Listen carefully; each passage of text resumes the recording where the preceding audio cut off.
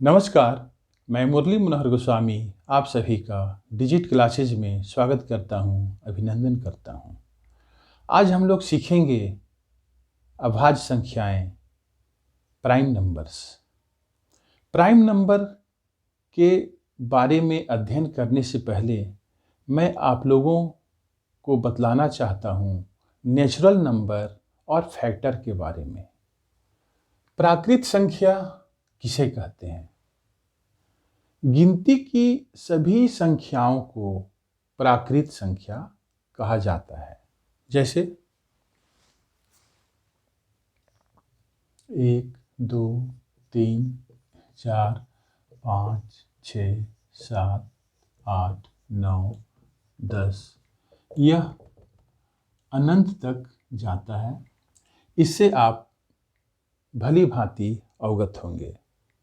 इसके बाद गुणनखंड किसे कहते हैं यह भी जान लें। वे सभी संख्याएं जो किसी दिए हुए संख्या को पूर्णतः विभाजित करता है, उस दिए हुए संख्या का गुणनखंड कहलाता है। जैसे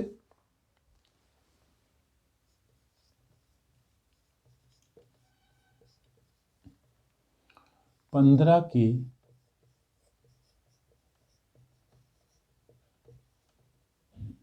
गुणनखंड हैं 1, 3, 5 और 15।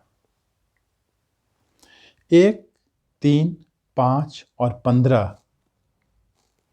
15 को पूर्ण रूप से विभाजित करते हैं। इसलिए हम लोग 1, 3, 5 और 15 को 15 का गुणनखंड कहेंगे, फैक्टर्स कहेंगे।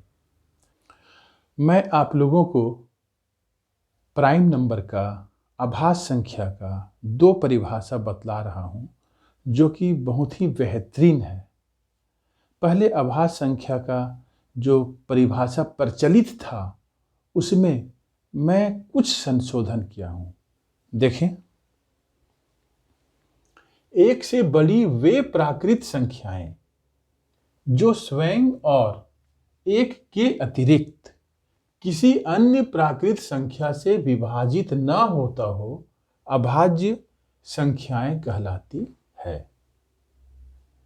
एक और मैं परिभाषा लिखा हूं अभाज्य संख्या का, प्राइम नंबर का, वे प्राकृत संख्याएं जिसके केवल 2 गुणनखंड होते हैं, अभाज्य संख्याएं कहलाते हैं। जैसे 2, 3, 5, 7, 11, 13, ये सारे अभाज्य संख्याएं हैं।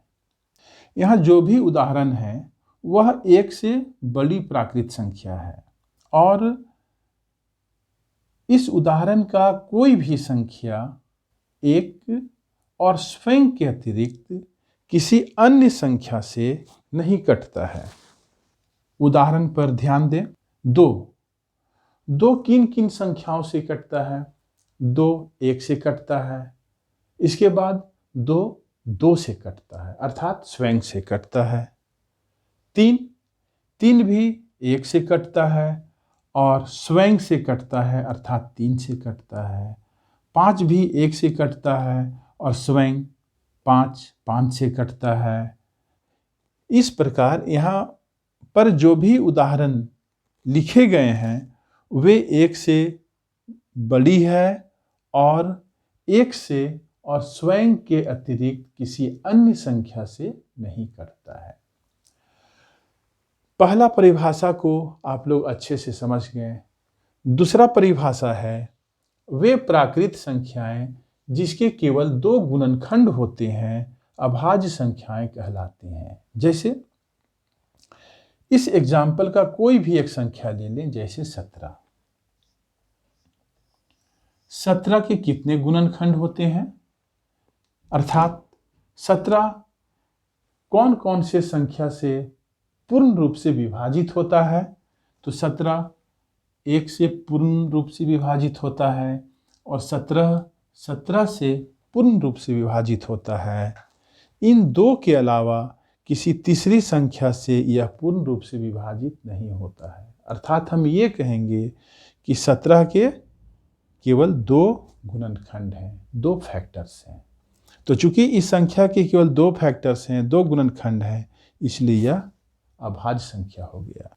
एक और एग्जाम्पल मैं लेता हूं, जैसे 31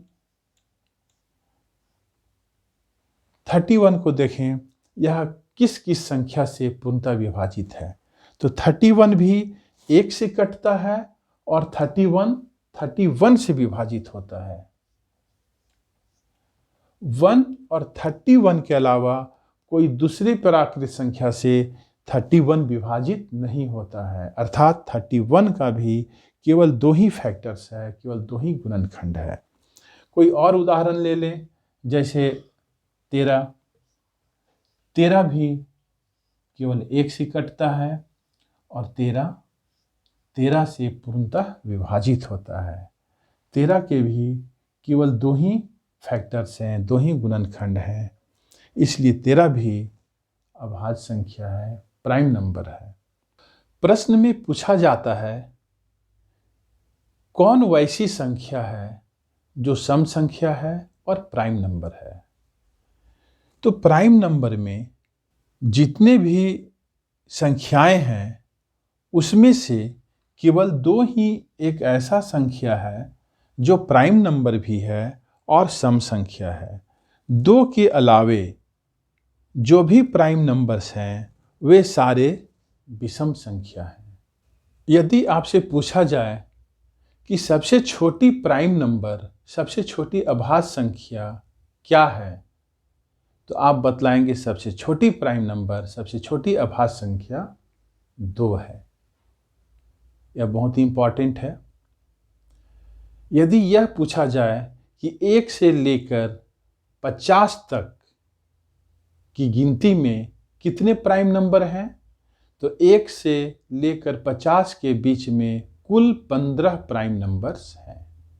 यदि ये पूछा जाए कि 1 से 100 के बीच कितने प्राइम नंबर हैं, तो 1 से लेकर 100 के बीच 25 प्राइम नंबर्स हैं। इसे आप लोग याद रखेंगे। भाज्य संख्याएं, कंपोजिट नंबर।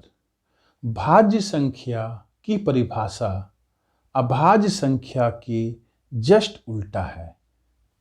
देखें, वे प्राकृत संख्याएं जो 1 से बड़ी हो, 1 से तो बड़ी होना चाहिए, और अभाज्य संख्या न हो, भाज्य संख्याएं कहलाती है।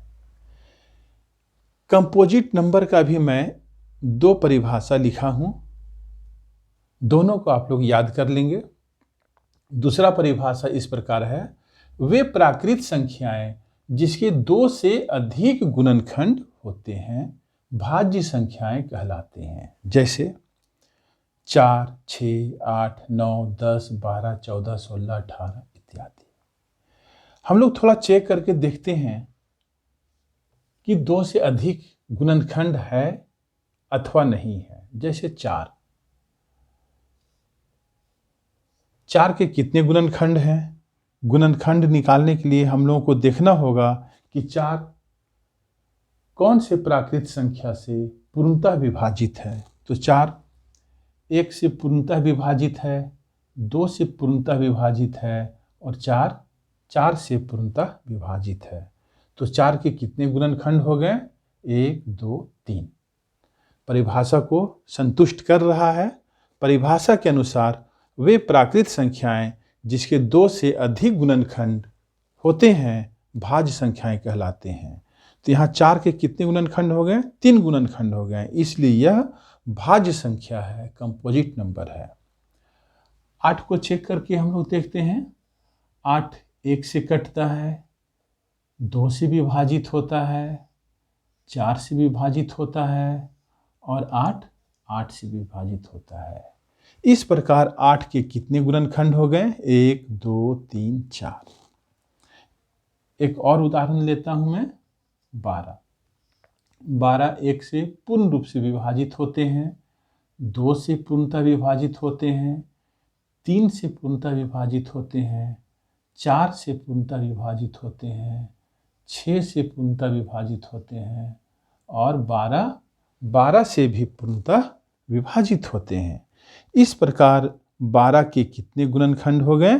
1, 2, 3, 4, 5, 6। इस प्रकार हम कह सकते हैं 12 भी कंपोजिट नंबर है। यहाँ जो भी उदाहरण लिखे हुए हैं सभी कंपोजिट नंबर के उदाहरण हैं, क्योंकि इन सभी संख्याओं का गुणनखंड 2 से ज़्यादा है। और जब किसी भी संख्या का गुणनखंड 2 से ज़्यादा होगा तो उसे हम लोग कंपोजिट नंबर कहेंगे, भाज्य संख्या कहेंगे। मैं आशा करता हूँ कि आप लोगों को आज का वीडियो बहुत पसंद आया होगा। आप सभी दोस्तों एवं छात्र छात्राओं को वीडियो देखने के लिए मैनी थैंक्स। जय हिंद।